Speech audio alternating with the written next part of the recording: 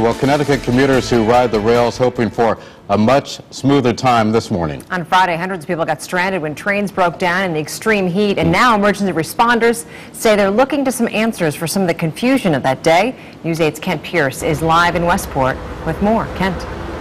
And Kristen and Keith, folks on the platform here in Westport this morning are comparing notes about what a nightmare it was to try to get home on the train on Friday. 3 separate trains got stuck on the tracks due to heat-related problems. Others had problems with air conditioning. One of those trains got stuck in between stations here in Westport, leaving more than 200 passengers stranded without air conditioning. And the Westport Fire Department says when this all was happening, it was given the wrong information by the MTA. Now, this all started happening with some 911 calls they were getting in Westport from folks on that train, but at first the MTA insisted the train didn't have any passengers on it, and then they didn't know exactly where on the tracks it was. Meanwhile, the calls kept coming in to 911 from passengers suffering in extreme heat, including several pregnant women. The train ended up limping here to the Greens Farm station in Westport, and everybody was okay.